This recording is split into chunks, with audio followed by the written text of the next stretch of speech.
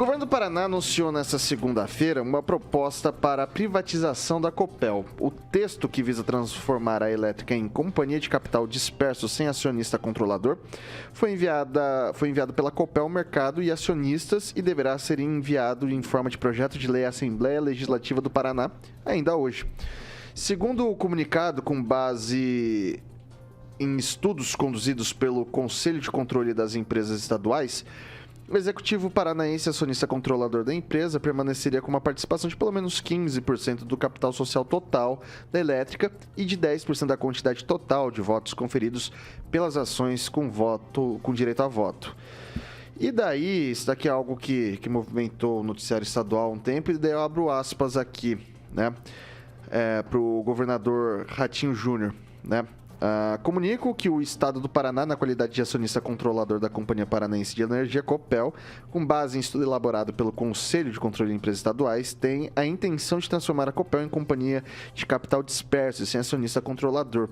Transformação essa a ser realizada envolvendo a oferta pública de distribuição secundária de ações ordinárias e os certificados de depósito de ações, units de emissão da companhia, operação. Isso aí é uma citação do comunicado emitido pelo governo, que foi assinado pelo governador Ratinho Júnior. Eu queria começar ouvindo o Edivaldo Magro. Acerta o governo do estado? Olha, não é de hoje que a Copel está sendo precarizado o serviço. Nós não temos mais nem um superintendente local. A Copel já foi uma das melhores empresas, né, do país da área de energia e éramos muito bem servidos pela Copel. Nos últimos anos começou esse processo de precarização do serviço, que é a primeira etapa.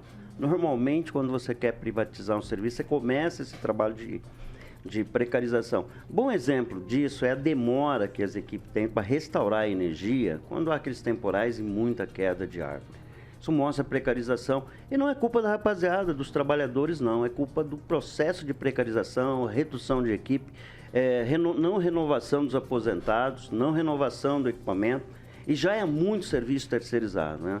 Normalmente você vê esses trabalhos para a Copel que já são feitos por empresas terceirizadas. Eu faço essa pergunta, Vitor, levantamos qual é o nível de privatização do sistema hoje? A empresa, eu acho que a empresa hoje já tem um nível de terceirização muito grande, não deve ser pequeno. Se a Sanepar é perto meio a meio, né, até maior, acho que a empresa tem 51%, o Estado tem quanto 49%, ela tem ainda um domínio. E empresas estatais geralmente são cabidões de emprego, né? Antes. E ainda continua, recentemente, a gente teve esse problema que alguns diretores ganhavam salários monstruosos, grandes salários. Mas eu sou contra a privatização de algumas empresas que são muito estratégicas, né? Estamos uma informação aqui que 35% é estatal. Então, 65%... então o nosso vai cair. Na verdade, o que o governo está tentando fazer é reduzir um pouquinho e muito pouco o nível de estatização, que é grande parte. Só deixa eu fazer aqui, porque olha assim, claro. 31% é do governo do estado, né? É do estado do Paraná. Só que a gente tem uma parcela de 24% que é do BNDES-PAR, né, que é o Banco Nacional do Desenvolvimento, que é uma participação pública também a certo ponto, né? E daí da Eletrobras a gente tem 0,5%. Então, assim, hoje, se você for pegar a parcela pública entre governo do estado e o banco, que é estatal também, a gente tem mais de 50% dessas ações. Acho que, salvo engano, ultrapassa 60%. Das 69,7%. Alguma coisa por aí. Com direito a voto. Isso. De participação pública, estatal. Sempre se vende a ideia de que privatização melhora o serviço, quando isso não é verdade. O sistema Telebrás é um exemplo. A forma, tá? Celular, telefonia. É um bom exemplo, eu ia citar exatamente isso. O sistema, quando foi privatizado e nós criamos o celular mais caro, o pior sistema de telefonia, acho que do mundo, é brasileiro.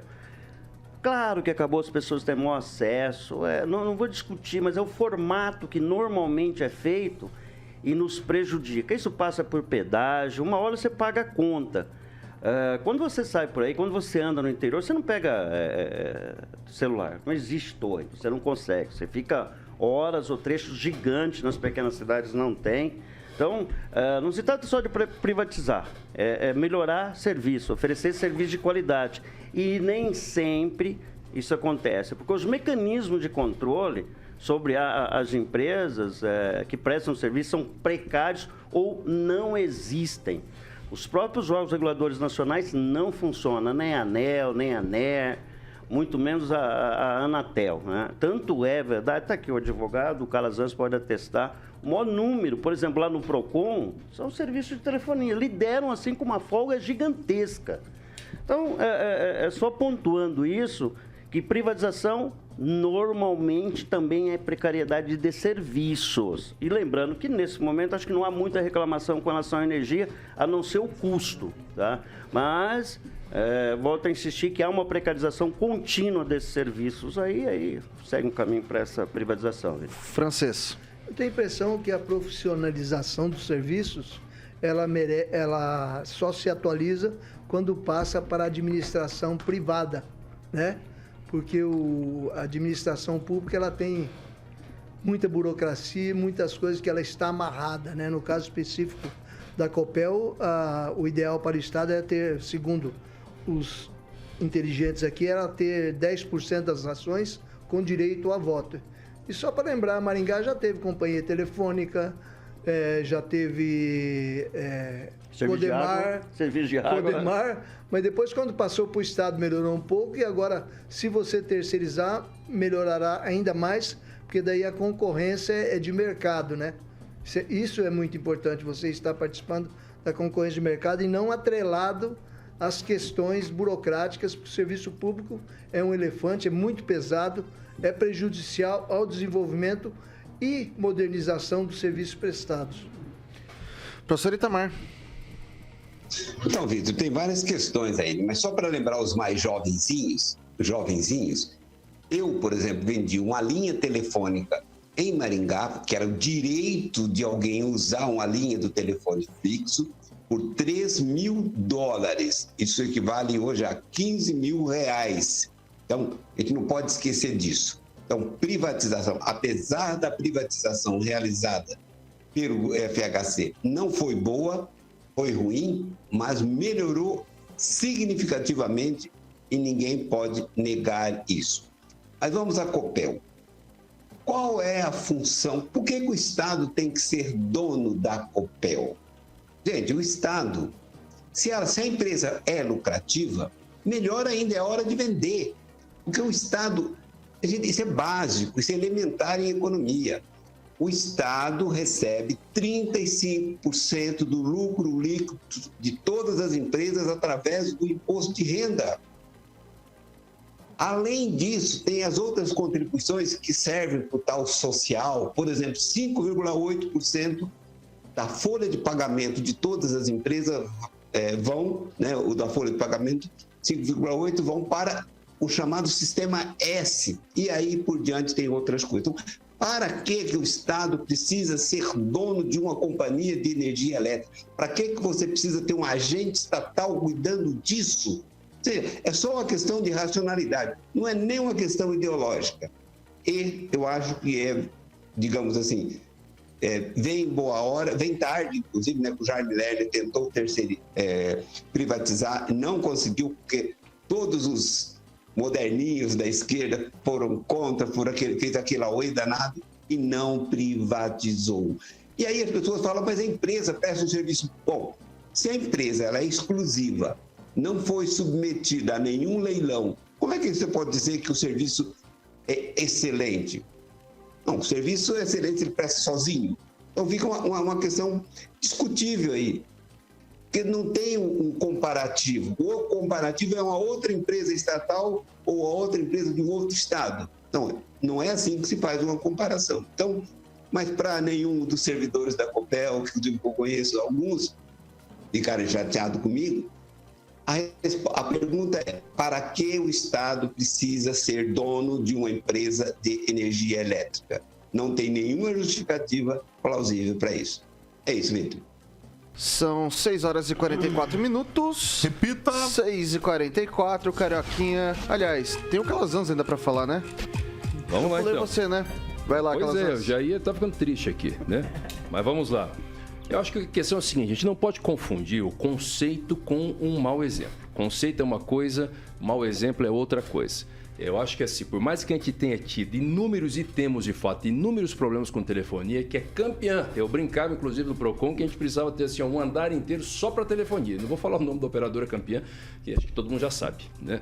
Mas enfim, só para telefonia, porque é muita reclamação. A Anatel não resolve o problema, até porque na formatação jurídica dela ela tem uma participação gigantesca das próprias empresas. É como colocar, sabe assim, o lobo, né, para cuidar das galinhas. Não tem sentido nenhum. Agora, o problema está na privatização? Não, o problema está no modelo de regulação. O problema não está no conceito de privatização. Ainda assim, com todos os problemas que nós temos de telefonia, ainda é melhor ter esses problemas de telefonia do que não ter uma telefonia, como era antigamente, ter aquele modelo de telefone arcaico, porque, convenhamos, eu não acredito que o Estado brasileiro conseguiria fornecer um serviço nem com a qualidade ruim que a gente tem. Seria muito pior se não houvesse a privatização. Então, o problema não está em privatizar. Nós precisamos garantir que tenha uma regulamentação boa, uma agência que verdadeiramente fiscalize. Está no modelo. Acho que a privatização é boa sim. O Francês lembrou aqui, fora do ar agora há pouco, que a gente está tendo, nós estamos vivendo um momento de renovação da matriz energética. O Estado é muito amarrado para fazer os investimentos e mesmo as pesquisas necessárias para investir nas outras matrizes energéticas, como a energia eólica, e, portanto, a privatização é boa sim, necessária. Obviamente que, em se tratando de uma área tão estratégica e importante e que afeta tanto a vida das pessoas, especialmente das famílias mais carentes e também das empresas, tem que haver, nesse caso, regulamentação, tem que ter uma agência que fiscalize. E, para terminar, Vitor, a gente tem que lembrar o seguinte: não é, na verdade, a gente fala privatização, mas que não é aquele modelo clássico de privatização. Não vai lá para a Bolsa vender a empresa. A gente já tem um sistema de capital misto. O que a gente vai fazer simplesmente é descapitalizar a empresa com capital estatal e aumentar o capital privado, de modo que a gente tenha a possibilidade, se alguma coisa der errado depois, de recapitalizar o Estado, entendeu? Na empresa. É perfeitamente possível que isso aconteça. O modelo chama-se corporação.